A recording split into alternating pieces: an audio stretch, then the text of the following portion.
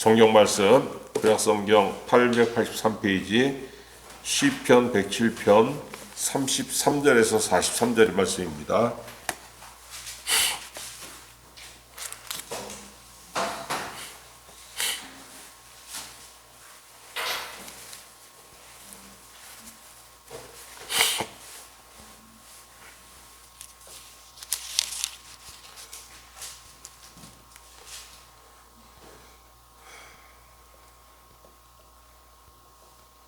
같이 읽겠습니다.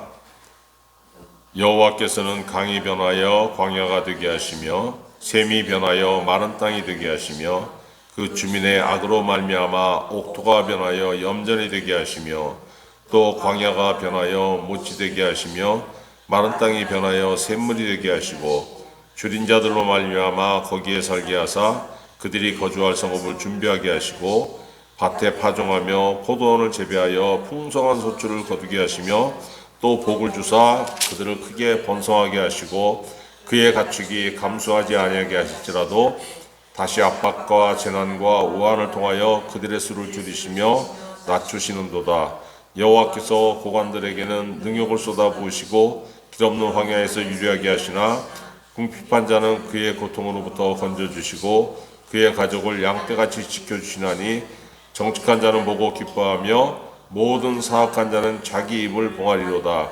지혜 있는 자들은 이러한 일들을 지켜보고 여호와의 인자하심을 깨달으리로다. 아멘. 이 사회가 여러 가지 안 좋은 것들이 있지만은 우리 주변에 정말 흔하게 일어나는 일 중에 하나가 뭐냐면 많은 사람들이 로또에 미쳐 있다는 거예요. 로또 판매소가 여러 군데 있고 거기 뭐 엄청나게 많은 사람들이 삽니다. 그래서 저번에는 60몇 명이 1등에 당첨이 돼가지고 뭐 3억 원, 로또 역사상 제일 작았죠. 1등이 3억 원씩 받았고 보통 보면은 뭐 20억, 30억, 많게는 40억. 제일 많은 거는 로또 초기에 저희 춘천에 사는 분이 400억 원에 당첨된 적이 있었어요. 왜 로또를 삽니까, 여러분? 내가 살면서 이 사회에서 신분 상승을 좀 해야 되겠는데 정말 열심히 노력해도 아주 조금밖에 안 되는 거예요. 아니면 아예 안 되거나. 그런데 로또 1등에 한번 당첨되고 나면은 인생이 역전된다고 사람들이 생각합니다. 신분 상승의 가장 빠른 방법이 로또라고 사람들이 생각하기 때문에 그 로또를 사는 겁니다. 그 당첨금이 어디서 나옵니까? 다 우리가 로또를 산 그 금액에서 나오는 거예요. 그럼 뭐 당첨된 사람들 나눠주고 끝이냐? 아닙니다. 나머지는 국고 수입이에요. 그러니까 매주 엄청나게 많은 금액을 사람들이 사는 겁니다. 왜? 거기에 내 행운이 있고 저기에 내 인생 역전이 있고 저기에 내 신분 상승이 있다고 믿기 때문에 사람들이 그걸 사는 거예요. 오늘 본문 말씀 시편 107편 보면은 네 종류의 사람들에 관한 이야기가 나옵니다. 이들은 어떤 사람들이냐면은 하나님의 백성들임에도 불구하고 고난을 받는 사람들이에요. 2절에서 9절 말씀 보면은 광야와 사막에서 방황하며 죽어가는 사람들에 대한 이야기입니다. 그리고 10절에서 16절 두 번째 종류의 사람들은 하나님의 말씀에 나타난 하나님의 뜻을 무시하고 살다가 뭐 온전하겠습니까? 그 사람이 곤고와 쇠사슬에 매여서 사망의 그늘에 앉은 사람들의 이야기예요. 사망의 그늘에 앉았다는 게 뭐예요? 죽게 되었다는 얘기 아닙니까? 엄청나게 큰 이게 위험이죠. 그리고 세 번째 17절에서 22절에 보니까 죄악으로 인해서 병에 걸려서 죽어가는 사람들. 네 번째 23절에서 32절까지는 아유 내가 이대로는 도저히 만족이 안 돼. 난 대박 한번 나야 되겠어 해서 큰 이익을 바라보면 어떻게 돼요? 큰 거에 도전해야죠. 그랬다가 파산에 직면한 사람들 이야기예요. 이 모든 네 종류의 사람들 한마디로 얘기하면 뭡니까? 인생에 총체적인 위기가 왔다는 거예요. 환난과 죽음의 고통에 직면한 겁니다. 감당할 수 없는 위기가 내 눈앞에 벌어진 거예요. 자, 그대로 두면 어떻게 됩니까? 망하고 죽고 파산하고.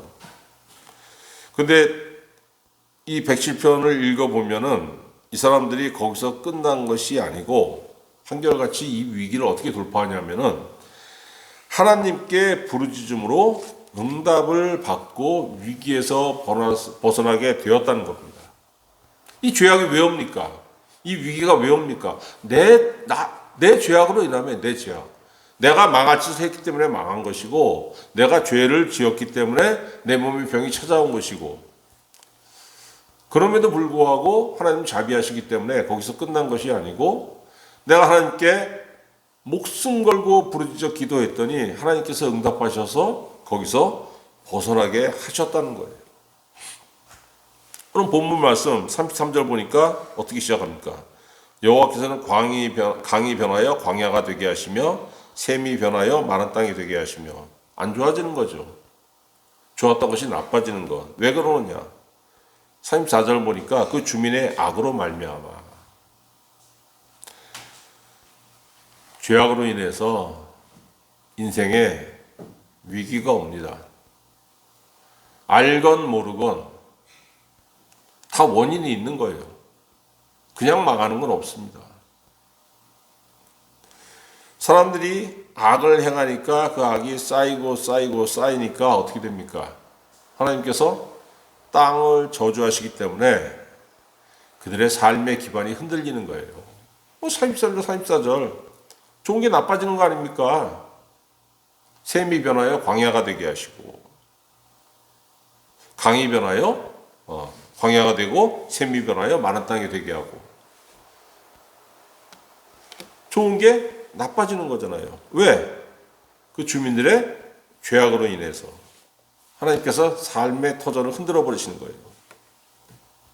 그 대표적인 예가 성경에 나온 예가 어디입니까? 소돔과 고모라. 소돔과 고모라가 얼마나 풍요로운 땅이었냐면은 창세기 13장에 그 아브라함하고 조카 롯이 헤어질 때 아브라함이 선택권을 줍니다. 먼저 네가 쭉 바라보고 가고 싶은 곳으로 가. 조카 롯이 쭉 바라보니까 요단들이 풍요롭다고 나와 있어요. 와, 저기 대박이다 가면. 거기가 어디냐면 소돔과 고모라가 있는 곳. 소할 땅. 그런데 여러분 창세기 18장 20절 보니까 어떤 말씀이 나오냐면 여호와께서 또 이르시되 소돔과 고모라에 대한 부르짖음이 크고 그 죄악의 심이 무겁더라 이렇게 나오고 있습니다. 왜 그렇습니까? 풍요로우니까, 먹고 살만하니까, 먹고 살고 넘치고 남으니까. 창세기 19장 24절 하나님께서 거기 어떻게 대하시냐면은 여호와께서 하늘 곧 여호와께로부터 유황과 불을 소돔과 고모라에 비같이 내리사 그 성들과 온틀과 성에 거주하는 모든 백성과 땅에 난 것을 다 엎어 멸하셨더라. 왜 그랬겠어요? 죄악이 차고 넘치니까. 죄악이 차고 넘친다고 아무 일도 안 일어난다고 사람들이 생각하는데 여러분 뭐든지 끝이 있는 거예요. 끝이. 한계가 있는 거고. 어떻게 되겠습니까? 그대로 끝나야 되나요? 삶이 무너진 채로 끝나야 되는 겁니까? 여러분 살다가 인생 위기가 오는 게 얼마나 많습니까? 더 이제 망할 것 같고 무너질 것 같고. 그런데 오늘 본문 말씀은 저주로 인해서 삶의 위기를 맞은 사람들이 하나님께 부르짖어 기도했더니 하나님께서 그 삶의 기반을 다시 회복시켜 주신다는 거예요. 그게 어디 말씀입니까? 35절에서 38절 읽어볼게요. 또 광야가 변하여 못이 되게 하시며. 33절 뭐라고 있습니까? 강이 변하여 광야가 되게 하셨는데 그 광야가 다시 변해서 못이 되게 하신다는 겁니다. 마른 땅이 변하여 샘물이 되게 하시고 줄인 자들로 말미암아 거기에 살게 하사 그들이 거주할 성읍을 준비하게 하시고. 다 말라버렸으니까 그 도시가 무너졌을 거 아니에요. 근데 그 망했던 도시가 다시 물이 있음으로 인해 가지고 사람이 살 수 있는 곳으로 변하게 해주셨다는 거예요. 밭에 파종하며 포도원을 재배하여 풍성한 소출을 거두게 하시며 또 복을 주사 그들이 크게 번성하게 하시고 그의 가축이 감소하지 아니하게 하실지라도.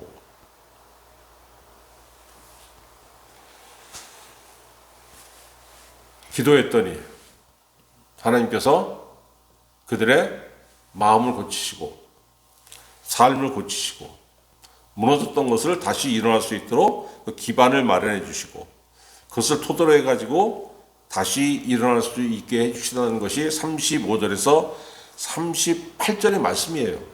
사람이 죄악으로 인해서 나락으로 떨어지기도 하지만 그것이 끝이 아니라는 겁니다. 그런데 나락으로 떨어진 사람들 중에서 자포자기하는 사람들이 많죠. 자살하는 사람들, 아니면 내 인생 끝났어. 그 무슨 역에서 그냥 눈 감고 칼부림하는 사람도 있지 않습니까? 근데 대부분 나중에 보면은 이번 생은 끝났다고 얘기하는 사람들이 많습니다. 아니 이번 생이 끝나면 다음 생은 뭐 있습니까? 이번 생이 망하면은 망하는 거예요. 완전히 그 영은 망하는 거예요. 이번 생이 잘 돼야지만 내세가 있는 겁니다. 천국이 그에게 있는 거예요. 이번 생에 하나님과 함께하는 것이 있어야 그 삶에 어떻습니까? 영원히 하나님과 함께하는 것이 있는 거예요. 이번 생이 망하면 다음 생도 망하는 겁니다. 그게 뭡니까? 다음 생. 죽음 이후에 그가 갈 곳이 어디예요? 지옥입니다. 지옥.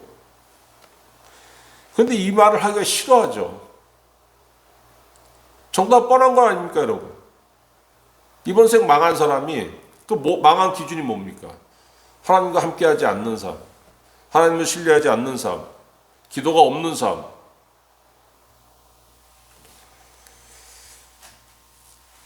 죄악으로 인해서 사람이 나락으로 떨어지기도 하지만 나락으로 떨어지죠. 그런데 끝이 아닙니다. 포기하면 안 되는 거예요. 기도할 때 하나님께서 그를 저주와 빈곤에서 다시 일으키셔서 그 인생 다시 살리시고 풍요롭게 하시고 서게 하시고 앞으로 나가게 하신다는 거예요. 여러분, 궁핍했던 사람이 하나님의 은혜로 풍요로워졌습니다. 그 다음 소망이 뭡니까? 내가 은혜로 넉넉해졌구나. 이 넉넉함을 내 자녀들이 물려받으면 얼마나 좋을까. 이 은혜로운 삶이 내 자녀들에게도 이어지는 것뿐만이 아니고 그걸 기반으로 더 올라갔으면 얼마나 좋을까. 이런 소망이 있지 않습니까? 근데 유감스럽게도 그것이 그렇게 대대로 유전되기 힘들다는 거예요. 왜 그렇습니까? 시간이 흐르다 보면은 그 은혜를 잊습니다. 그리고 그 은혜를 잊게 되면 어떻게 됩니까? 영역 간에 게으름이 나타나요. 나태함이 찾아옵니다. 영혼이 게을러지면은 그 삶이 어떻게 됩니까? 나태해져요. 눈에 보입니다. 그랬더니 어떻게 됩니까? 39절에 38절 어떻게 끝납니까? 그의 가축이 감소하지 아니하게 하실지라도 다시 압박과 재난과 우환을 통하여 그들의 수를 줄이시며 낮추시는도다. 이런 경우 많이 보죠. 우리 대한민국 역사에서도 6.25 전쟁 때 1.4.5태라 그러죠. 북한에서 얼마나 많은 사람들이 넘어왔습니까? 전쟁을 피해가지고. 근데 여러분 1.4.5태 때 넘어온 사람들 대부분은 북한에서도 가난했던 사람들, 북한에서 기반이 좋았던 사람들은 1.4.5태 이전에 다 넘어왔습니다.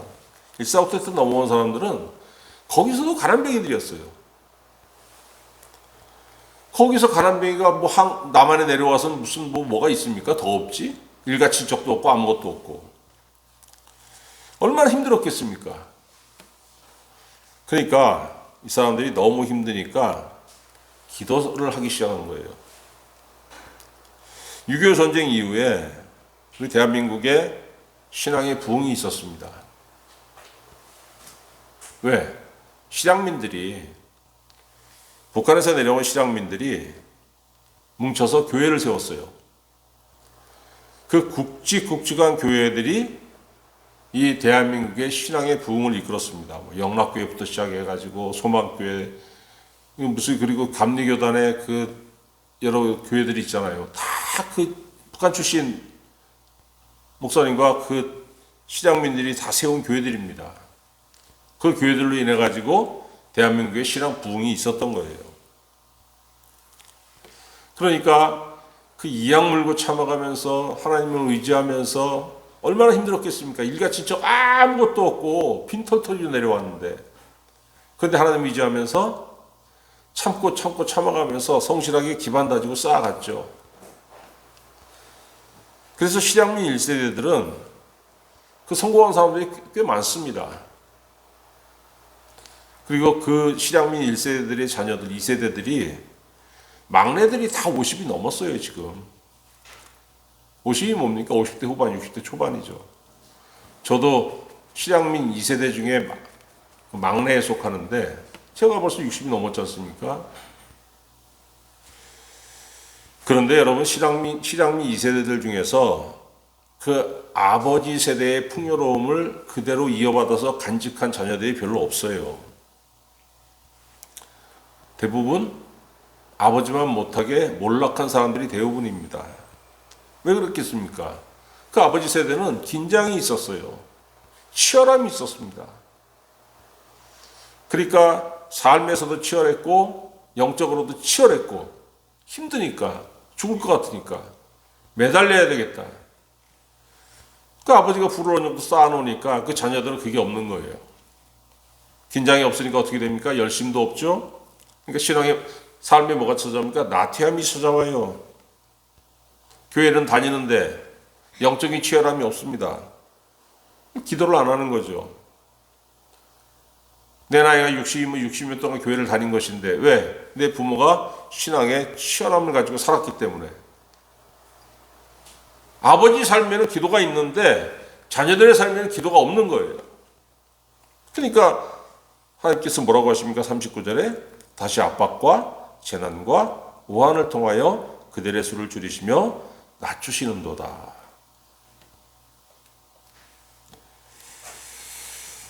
인간의 운명은 날 때부터 정해진 게 아닙니다, 여러분. 근데 이제 자꾸 그 미신을 믿는 사람들, 그리고 무속에 기운 사람들은 자꾸 인간이 무슨 운명론 같은 걸 얘기합니다. 그런 거 없습니다. 인간의 운명이 어디 있습니까? 하나님께서 사울에게 말씀하시잖아요. 사무엘 선지자를 통해서 말씀하신 게 뭡니까? 왕이 여호와의 말씀에 순종하였더라면 왕의 나라가 영원하였을 것이거늘, 이렇게 얘기하지 않습니까? 사울이 왜 망했어요? 하나님께서 망하게 만들었습니까? 아닙니다. 본인이 순종하지 않았으니까 망한 겁니다. 하나님께서 사울 대신 누굴 세웠습니까? 다윗을 세우셨죠. 그러니까 내가 지금 하나님 앞에 심어야 되는 거예요. 그런데 심으면 어떻게 됩니까? 한참 후에 열매를 맺습니다. 그게 당장 맺히면 좋겠는데 그게 당장 안 맺어져요. 보잘것없는 풀도 오늘 심으면 며칠 후에 자라는데 그냥 한 달, 두 달 피고 마는 꽃도 그 씨 심고 기간이 걸리지 않습니까? 하물며 인간의 삶이 하나님 앞에 심어놓으면 당장 맺히지 않죠. 그런데 눈에 보이지 않으니까 아까워서 심지 못하는 사람들이 얼마나 많습니까?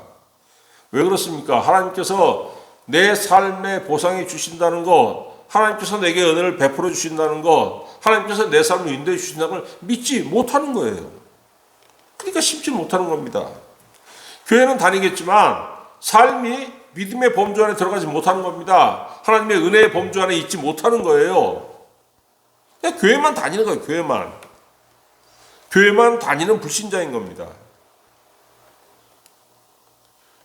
그래 하나님께서 뭐 채워주시겠지. 근데 시시하잖아. 하나님 인간 타락하는 것 싫어하시니까 줘도 요만큼 째째하게 주시잖아. 절대 그렇지 않습니다, 여러분. 전도서 11장 1절에 보니까 너는 네 떡을 물 위에 던져라. 여러 날 후에 도로 찾으리라. 이런 말씀이 있습니다. 좀 어려운 말씀인데 네 떡 물 위에 던져라. 나눠주라는 거예요. 너 먹을 거. 네 주변에 어렵고 딱한 사람 있잖아. 나눠줘. 없어지는 게 아니고 여러 날 후에 도로 찾으리라. 분명히 말씀하시지 않습니까? 누가복음 6장 38절 주라 그리하면 너희에게 줄 것이니 곧 후히 되어 누르고 흔들어 넘치도록 하여 너희에게 안겨 주리라. 너는 요만큼을 줬을지라도 하나님은 너에게 베푸실 때에 후히 되어 차고 넘치도록 그렇게 베풀어 주신다는 거예요. 아니 하나님한테 심으라면서 왜 갑자기 사람한테 주는 걸 얘기합니까? 그럼 하나님한테 심는 게 뭐예요? 베푸는 거죠. 사람한테. 하나님 돈 필요합니까? 안 필요하잖아요. 하나님 뭘 원하십니까? 있어? 그럼 좀 나눠. 너도 어렵지? 너보다 더 어려운 사람한테 좀 나눠. 내가 갚아주는데 그냥 갚는 게 아니고 너는 요만큼을 베풀었을지라도 나는 그거에 30배, 60배, 100배 후히 흔들어 차고 넘치도록 내가 채워줄게. 이렇게 약속하시는 겁니다. 이걸 여러분 하나님께 무엇을 심는다는 거예요. 그리고 그 심는 것에 따라 가지고 내 운명이 결정되는 겁니다. 근데 이걸 못 믿으니까 그걸 못하는 겁니다. 아예 신앙이 없는 사람도 어떻습니까? 그 신앙이 없는 사람들은 사주팔자를 되게 중요하게 생각하더만요. 그러니까 사주팔자라는 게 뭐예요? 인간의 운명이 정해져 있다는 얘기잖아요. 그러니까 우리 며느리가 임신을 했어. 그럼 의사들이 얘기할 거 아닙니까? 뭐 대충 이제 요즘 뭐 거의 정확하지 않습니까? 하루 이틀 차이 나잖아요. 그날 의사가 얘기한 그날 낳든가 아니면 뭐 하루 늦든가 하루 빠르든가 그 정도인데 그러면 몇 월 며칠 날 몇 시에 태어나는 게 얘 사주가 좋을지 그걸 막 점쟁이 찾아가서 받는 거예요. 이날 나오면 대박이야. 이날 나오면 사장 되고 요날 몇 시에 나오면 장군이 되고 언제 나오면 또 대통령이 될 수도 있어. 뭐 이렇게 받아놓으니까 어떻게 돼요? 이거 산딸이 가까워지면은 내일 3시에 나야 돼. 3시에. 의사 찾아가서 그 자연분만 할 수 있, 막 건강한데 자기 며느리가 막 그냥 3시에 막 그냥 배째 해달라고 제왕절개해서 막 낳게 해달라고 이런다는 거예요. 이게 얼마나 어리석습니까, 인간이. 여러분, 인간사 세옹지마라는 말이 있어요. 불행인 줄 알았는데 이게 행운이 됐고, 행운인 줄 알았는데 다시 이게 불행으로 돌아오기도 하고. 삶은 내가 예측할 수 없는 가운데 낮아지기도 하고 높아지기도 하기 때문에 나온 말입니다. 사실 다 알죠. 내가 죄악을 심었기 때문에 낮아지는 것이고, 내가 기도를 심었기 때문에 하나님께서 높이시는 것이고, 근데 다 기억을 못 하잖아요.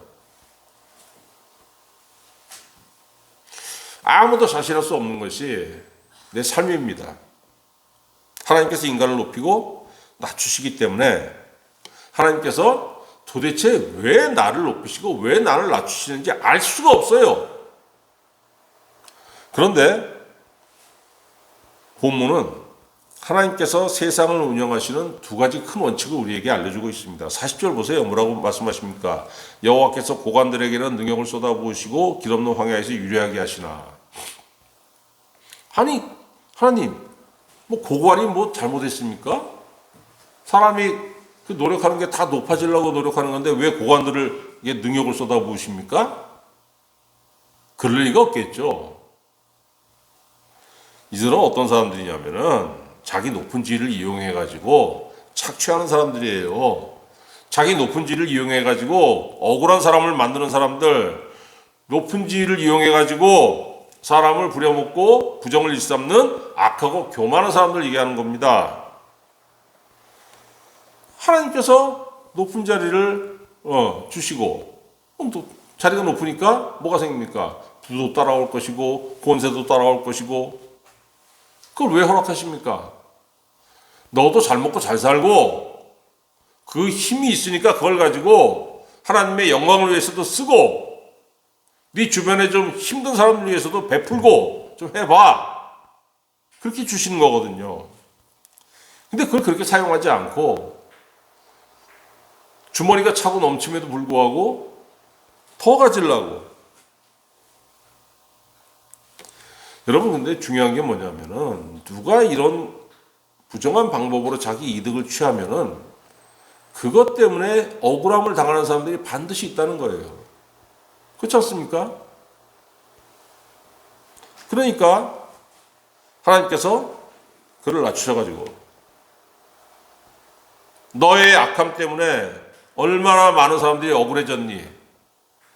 너의 악함 때문에, 너의 부정 때문에 얼마나 많은 사람들이 잃지 않아도 될 돈을 잃었냐? 그러니까 그걸 낮추시는 겁니다. 궁핍하게 하시고 방황하게 하시고. 두 번째로 41절 보니까 뭐라고 말씀하십니까? 궁핍한 자는 그의 고통으로부터 건져주시고 그의 가족을 양떼같이 지켜주시나니. 아니, 하나님, 궁핍한 사람이 무슨 천사입니까? 왜 궁핍한 사람은 뭐 무조건 그런 게 있어요? 무조건 궁핍하다고 무조건 구원받는 게 어디 있습니까? 궁핍할 때 하나님께 부르짖고 하나님 나 좀 돌아보아 주옵소서. 나를 좀 생각하여 주옵소서. 내가 죽게 생겼나이다. 나를 좀 건져 주옵소서. 하나님 바라보고 호소하는 사람들, 그 사람들을 하나님께서 건지신다고 약속하시는 거예요. 이런 약속들이 있기 때문에 우리는 힘들어도 딴짓하지 않고 참으면서 하나님을 바라보고 기도할 수 있는 거예요. 이런 약속들이 있으니까 기도하는 거죠. 아니, 기도했는데 하나님께서 글쎄 난 잘 모르겠어. 내가 기분 좀 들어주고 기분 나쁘면 안 들어주고 이러면 그 기도 어떻게 하겠습니까? 그런데 하나님, 내가 반드시 너 돌아볼게. 내가 반드시 너한테 응답할게.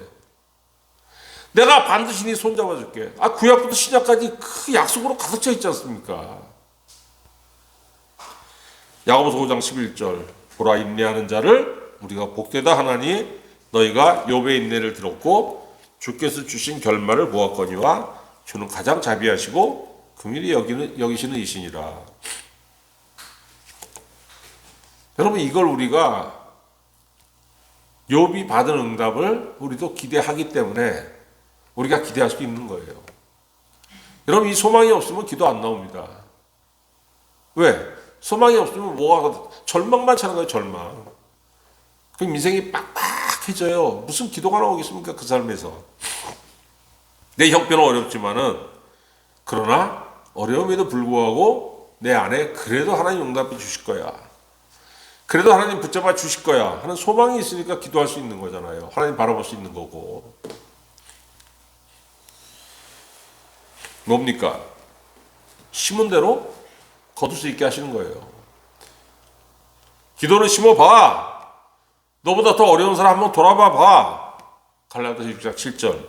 스스로 속이지 말라. 하나님은 업신여김을 받지 아니하시나니 사람이 무엇으로 심든지 그대로 거두리라. 그래서 여러분, 사람은 가난할 때나 내가 풍족할 때나 항상 심어야 할 것이 있습니다. 뭡니까? 가난할 때에는 기도를 심어야 되는 거예요. 가난한 사람 주머니에서 무슨 헌금이 나오겠습니까? 내가 헌금은 못할지라도 해야 될 게 있죠. 기도는 해야죠. 부자가 되면은. 은혜 받아서 부자가 되면은. 부자가 된 뒤에도 기도를 심고, 거기와 더불어서 뭐가 있어야 됩니까? 자비와 관용. 이게 있어야 되는 거예요.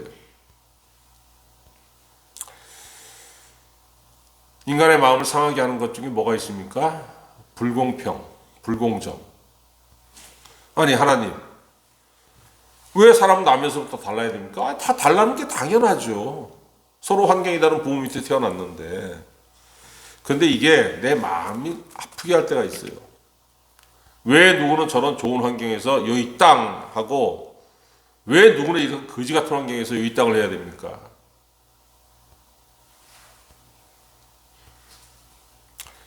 그러니까 정직한 사람은 속이 상해요.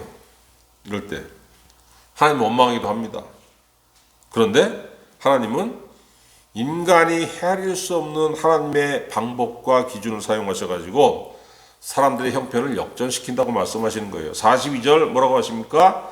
정직한 자는 보고 기뻐하며 모든 사악한 자는 자기 입을 봉하리로다. 불공평 때문에 속에 불만이 가득했음에도 불구하고 그래도 하나님께서 나를 돌아보시고 나를 인도하시고 나에게 잡비를 베푸실 걸 믿고 기도했더니 심었더니 꾸준히 심고 심었더니 정직한 사람은 하나님의 행사를 보면서 기뻐하게 된다는 겁니다. 그래, 내가 옳았어. 하나님께서 보여주신 대로 내가 따라갔더니 하나님께서 나에게 정직하게 응답하셨어. 왜? 내가 심은 대로 거두게 하셨다는 거예요. 얼마나 기쁘겠습니까? 근데 반면 사악한 자는 어떤 사람입니까? 불의한 방법으로 자기 이익을 도모하는 사람들, 그 남의 눈에 눈물 나게 하는 사람들, 피눈물 나게 하는 사람들, 세상 우습게 보면서 사는 거죠. 그런데 어떻게 됩니까? 42절에 사악한 자는 자기 입을 봉하리로다. 왜? 자기가 심은 대로 열매를 거두게 하셨어요. 그 열매가 뭡니까? 멸망과 패망. 43절은 우리에게 물어보는 거예요. 지혜 있는 자들은 이러한 일들을 지켜보고 여호와의 인자심을 깨달으리로다. 누가 지혜로운 사람이니? 누가 지혜롭니? 물어보시는 거잖아요. 돈 버는데 약삭 빠르고 인간관계에서도 그냥 자기 이익만 이성만 차리는 사람들. 저는 어려서부터 이런 얘기 들으면 제일 싫었어요. 왜 이렇게 약삭 빠르지 못하니? 어떻게 하라는 겁니까? 돈에 환장을 하는 겁니까? 주변 친구 중에서 뭐 나보다 못난 친구 다 끊어내라는 겁니까? 그거 아니잖아요, 여러분.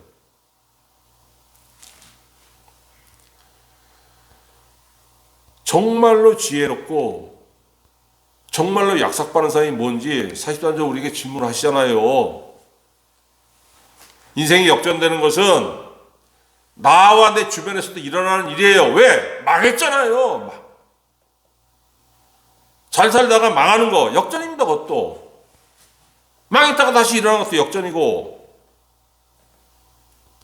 그럼 내가 내 인생에 고난이 찾아오면은 그 이유를 알아야 됩니다. 하나님, 알게 하여 주시옵소서. 깨닫게 하여 주시옵소서. 왜 내가 지금 이렇게 엉망이 됐고 왜 내가 이렇게 힘듭니까? 하나님께서 깨닫게 하시면은 또 알아야 될 게 뭡니까? 그래, 끝나지 않았어 아직. 하나님께서 내 삶에 개입하실 때에 이 고난을 넘어서 내가 나를 높이시는 여호와의 인자하심을 내가 맛볼 수 있을 거야. 43절 말씀하시지 않습니까? 여호와의 인자하심을 깨달으리로다. 이게 뭡니까? 이게 지혜로운 거, 이게 지혜로운 거. 이거는 그냥 머리로 알아야 되는 게 아니고 내가 삶의 현장에서, 내가 고난의 현장에서 내 앞길이 막혔을 때 높은 산을 보고 내가 넘어갈 수 없어서 눈물을 흘리고 있을 때 내가 주님께 부르짖으면서 주님이 나를 붙잡고 인도해 주실 분으로 인해서 내가 체험하는 거예요. 그런 사람만이 입에서 하나님께서 나를 살리셨다는 진정한 신앙 고백이 나올 수 있는 겁니다. 그래서 뭐라고 말씀하십니까? 지켜보고, 지혜 있는 자들은 이러한 일들을 지켜보고 여호와의 인자심을 깨달으리로다. 여러분, 많은 사람들이 나하고 똑같은 걸 봐요. 그죠? 똑같은 걸 겪고 똑같은 걸 보는데 어떤 사람들은 하나님의 섭리를, 하나님의 자비하심을, 하나님의 은혜를 깨닫지 못하고 불평과 원망 속에서 그냥 핍하게 살다가 인생 끝나는 거예요. 그러나 하나님의 인자하심을 깨닫는 사람은 궁핍함 속에서도 오히려 그래, 아직 끝이 아니야. 아직 끝이 아니야. 내 인생 드라마 몇 번 더 넘어가야 돼. 그러면서 어떻게 합니까? 하나님께 심는 거예요. 뭐? 기도를 심고 믿음을 심고. 그 얘기 뭐가 옵니까? 인생 역전이 오는 겁니다. 그게 여러분 뭐예요? 그게 진정한 로또예요. 인생의 참 대박이 거기서 오는 겁니다. 그래서 하나님 우리에게 뭐라고 말씀하시는 겁니까? 힘드냐? 어렵냐? 기도해봐. 제일 하기 싫은 게 기도예요, 사실. 누구에게나. 근데 기도 한번 심어볼래? 기도가 심겨져야지 믿음이 심겨지는 겁니다. 기도 없이는 믿음이 심겨지지 않습니다. 그걸 자꾸 심으면 열매를 거두게 하시잖아요. 갈라디아 6장 9절. 우리가 선을 행하되 낙심하지 말지니 포기하지 아니하면 때가 이름에 거두리라. 여러분, 이 말씀이 여러분의 삶에 임해서 지금 힘들지라도 인생 후반부에 여러분의 삶 속에 하나님 주시는 아름다운 열매가 맺혀지는 귀한 삶을 사시기를 우리 주 예수 그리스도의 이름으로 축원합니다. 기도하겠습니다.